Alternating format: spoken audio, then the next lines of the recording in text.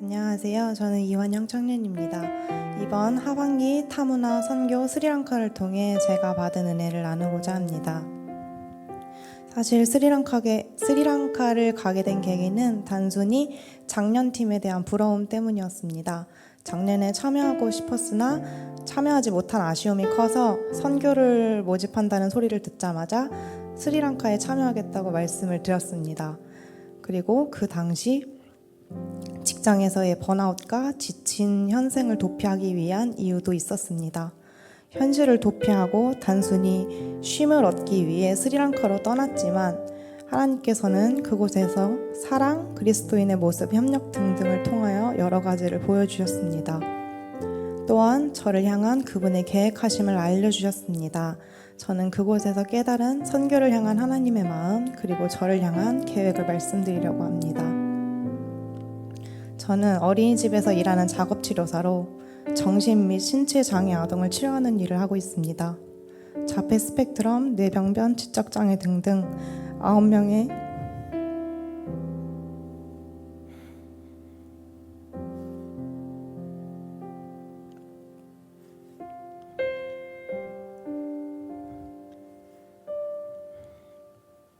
다양한 아이들을 가르치고 있습니다.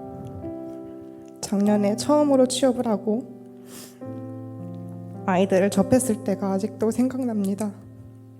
아는 것 하나 없고 선후배나 동기도 없이 혼자서 서류, 시간표 등을 만들고 뭣도 모르는 상태로 아이들을 치료실로 데려가 얼렁뚱땅 치료를 하고 돌려보냈던 부끄러운 모습이었습니다.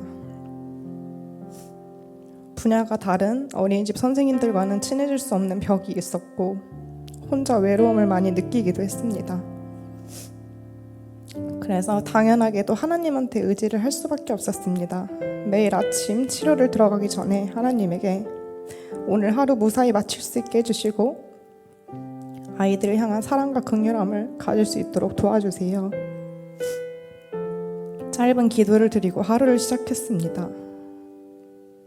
덕분에 지난 1년 동안 아이들에게 아무리 머리를 뜯기고 물리고 꼬집혀도 아이들을 품을 수 있는 마음을 가질 수 있었습니다. 제가 생각해도 신기한 1년이었습니다.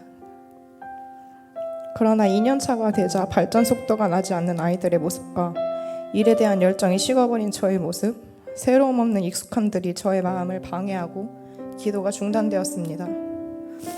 그 당시엔 몰랐는데 지금 생각하면 거짓말같이 기도가 끊기자마자 아이들에 대한 사랑이 식어버리고 지침만 남아있었습니다. 사랑만 사라졌으면 좋았을 것을 이따금씩 아이들에 대한 혐오와 짜증이 올라오기도 했습니다. 내가 무슨 부귀영화를 누리겠다고 이 먼 곳에 와서 이 아이들을 가르치지? 왜 이걸 이해를 못하는 거지? 얘는 뭘 잘했다고 우는 거야? 하면서 명색이 영아부 교사, 치료교사인데 장애와 아동 두 가지에 대한 혐오를 가지게 된 상태가 선교를 가기 직전까지 지속되었습니다. 이런 상태로 선교에 가는 것이 맞나 싶은 생각을 여러 번 했습니다. 게다가 스리랑카는 아동 사역이 주를 이루는 선교였습니다. 하지만 하나님께서는 갈 수 있는 환경을 계속 만들어주셨고 저는 돈까지 다 냈는데 그냥 한번 가봐야지 하는 가벼운 마음으로 출발하게 되었습니다.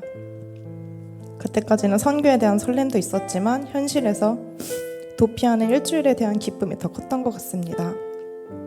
스리랑카로 출발하기 전까지 저는 두려움과 불안함을 가졌습니다. 그러나 도착해서 낯선 외국인을 향해 손을 흔들고 웃어주는 그들의 모습을 보며 그리고 우리가 준비한 사역 내내 웃어주고 즐거워해주는 스리랑카 사람들을 보며 아이러니하게도 저는 감사함을 제일 먼저 느끼게 되었습니다. 네일 스티커를 붙여주는 연습을 하고 오지 않아 삐뚤빼뚤하게 되거나 잘 붙지 않아 예쁘지 않은 모양새가 되어도 웃어주는 아이들을 보고 풍선을 받고 기뻐하는 아이들을 보고 우리에게 먼저 다가와 안아주는 다정한 모습들을 보았습니다. 이 아이들은 내가 누군지 알고 나를 이렇게 좋아해 줄까? 어떻게 처음 보는 사람에게 사랑을 나눠줄 수 있을까 생각했습니다. 그리고 내가 어떤 사람이든 어떤 모습이든 상관없다는 듯이 당장 자신들의 앞에 있는 나를 좋아해주고 안아주는 그들의 모습에서 예수님의 모습을 보았습니다. 아무 조건 없이 나를 사랑하시는 예수님의 모습을 보며 먼저 사랑하지 못한 나에 대한 부끄러움을 느꼈습니다. 그리고 나를 여기로 오게 하신 이유가 뭔지 알 수 있었습니다. 하나님께서는 제가 잊고 있었던 첫사랑과 감사함을 다시 떠올릴 수 있게 해주셨습니다. 그리고 감사함으로부터 시작되는 은혜들을 받을 수 있었습니다. 감사한 마음을 주시니 사랑을 사랑할 수 있었고 긍휼한 마음을 가질 수 있었으며 하나님을 다시 사랑할 수 있었습니다. 작년에 기댈 곳 하나 없어 하나님께만 매달리고 기도했던 저의 모습이 다시 떠올랐습니다. 그리고 그 당시에 제가 품었던 사랑을 다시 깨닫게 하셨습니다. 처음 장애 아이들을 만났을 때 제가 가졌던 마음, 그리고 변질되어가는 제 마음을 제가 바라볼 수 있게 하시고 어떻게 다시금 그들을 사랑할 수 있는지 모든 과정을 저에게 보여주셨습니다. 하나님께서는 이 순간 이 은혜를 위해 오랫동안 나를 당신의 계획하심 아래에서 돌봐주셨고 나를 지켜주셨고 나를 사랑하셨으며 나를 스리랑카의 이 자리에 보내셨구나 확신을 가졌습니다. 하나님께서는 스리랑카의 선교사님들을 통해 제 모습을 다시 관찰하게 하셨습니다. 불교국인 스리랑카는 어딜 가나 절과 스님들을 쉽게 마주쳤고 매 시간마다 불경을 방송으로 크게 틀기도 했습니다. 선교사님들은 여러 언어와 종교, 민족이 섞인 낯선 땅에서 매일매일 영적으로 전쟁하고 계셨습니다. 정말 믿을 것이 하나님과 성경뿐이었습니다.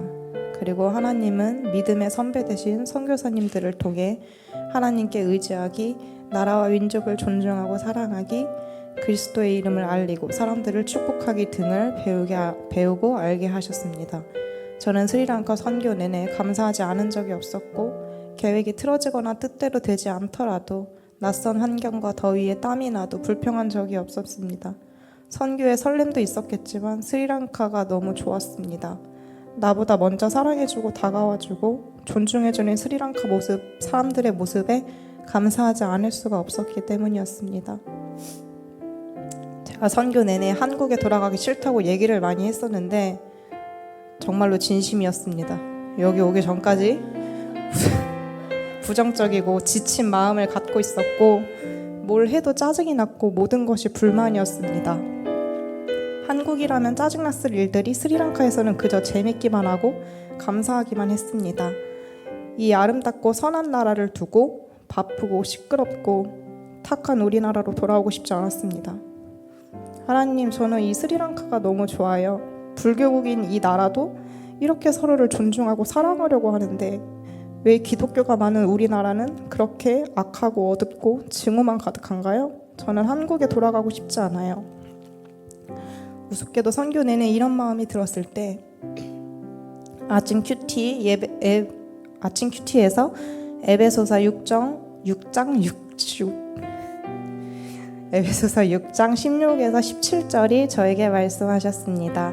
모든 것 위에 믿음의 방패를 가지고 이로써 능히 악한 자의 모든 보라사를 소멸하고 구원의 투구와 성령의 곧 하나님의 말씀을 가지라.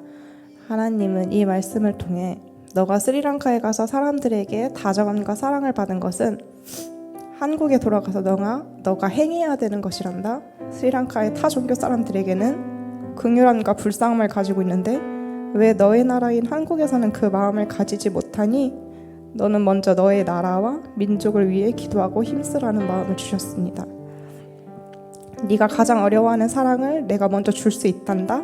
너는 나의 모습을 따라하며 나의 사랑을 전해주렴. 저는 구원을 위한 믿음, 은혜, 소망, 기도 등이 물론 중요하다고 생각하지만 그것들은 모두 사랑으로부터 나올 수 있다고 생각합니다. 하나님을 정말 사랑한다면 그의 모습을 저절로 담고 싶을 것이고 은혜를 하나하나 긁어모으고 기도와 말씀을 가까이 할 수밖에 없습니다. 그리고 목사님이 말씀하시는 하나님에 대한 사랑이 무엇인지 알 것 같았습니다.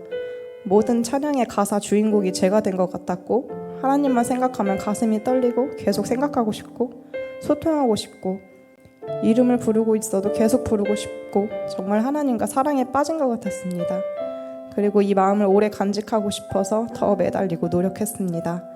그 사랑이 정말 소중하고 귀하다는 것을 스리랑카에서 저에게 알려주셨기 때문입니다. 사실 간증을 하라고 했을 때 말을 들었을 때 엥? 하긴 했지만 금세 수긍했던 것은 그만큼 제가 제 은혜를 나누고 싶었기 때문이었습니다. 자랑하지 못해 안달난 사람처럼 보이고 싶었기 때문입니다. 저 이만큼이나 사랑받고 돌아왔습니다. 하나님이 저를 이만큼이나 사랑하십니다. 하나님과의 권태기가 끝나고 다시 첫사랑같이 사랑하게 되었습니다. 제가 하나님의 계획이래요. 빨리 와서 제 은혜 좀 들어보세요. 목사님이 원하셨던 간증하고 싶어 안달난 사람이 제가 된 것 같아 부끄러웠지만 평생 가지지 못할 것 같았던 그 마음을 주신 것이 너무 감사했습니다. 이제 저는 하나님께서 저를 향한 계획을 두려움 없이 의심 없이 믿고 의지할 수 있을 것 같습니다. 하나님께서는 저를 너무 사랑하시기 때문에 저를 향한 계획의 끝에는 희망이 있다는 것을 알고 믿고 있기 때문입니다. 선교를 통하여서 저를 향한 사랑과 계획을 알려주신 하나님께 감사합니다.